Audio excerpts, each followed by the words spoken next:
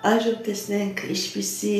բնավորության գծեր, որակական հատկություններ ունեն խեցգեդին համաստեղության տակ ծնված մարդիկ։ Մեր սիրելի խեցգեդինները իրանք ոնց որ համարվում են սիրո ներկայացուցիչներ։ Տաև գիտեք ինչ, տաև սերն է իր կեսին, իր ամուսնուն, իր կնոջը, սերը նաև իր երեխաների, իր ծնողների, իր հարազատների հանդեպ։ Իրենք լսված են սիրով, մեր սիրելի խեցգերիները, իրենք ցանկանում են, որ օգնեն իր հարազատներին, որպեսզի իրենք ոչ մի խնդիր չունենան, օգնեն, որպեսզի այդ մարդիկ վերև բարձրանան, այդ մարդիկ խնդիրները լուծեն, այդ մարդիկ պրոբլեմներից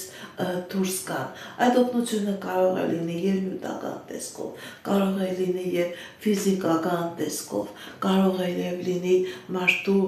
խոսքերով, էմոցիոնալ դաշտով։ Մեր սիրելի խեցգետիները իրենք օժտված են նման հատկություններով։ Մեր սիրելի խեցգետիների համար մասնագիտական ոլորտը դա գիտեք ինչ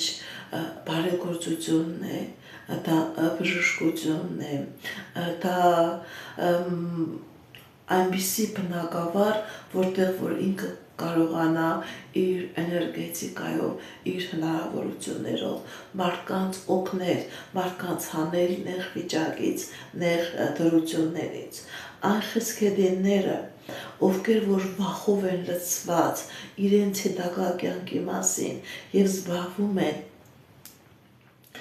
ֆինանսների կուտակմամբ եւ չեն օգնում իր հարազատներին, հետագայում այս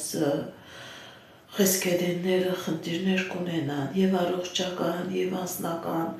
եւ գործնական, եւ ֆինանսական հարաբերությունների հետ։ Դրա համար սիրելի խեցգետիններ խորհուրդ եմ տալիս չլինեք ակա, չլինեք միայն հավաքող ձեր սեփականնի համար, այսինքն եթե խեցգետինը միայն զբաղվում է իր բարեկեցությունը ապահովելու համար, ինքը հետագայում կորցնելու է իր բարեկեցությունը, ինքը նաև պետք է կիսվի մարդկանց տա, չենք ասում ամբողջը տա, բայց պետք է կատարի բարեգործություն իր հարազատների, իր ծնողների, իր քույր եղբոր, իր երեխաների հանդեպ։ Այն խեցգետինները, ովքեր որ լցված են այդ հավաքելու, կուտակելու էներգետիկայով, իրենք ոչ մի բանի չեն հասնի։ Ի նկատի ունեցեք, դա սիրելի խեցգետիններ, դա ձեր սխալ կողմն է, երբ որ դուք մենակ զբաղվում եք ձեր սեփական հաճույքների մասին, չեք կատարում այն, ինչի համար որ դուք աշխարհ եք եկել, դուք հետագայում ձեր ամբողջ կյանքի ընթացքում խնդիրներ կունենաք։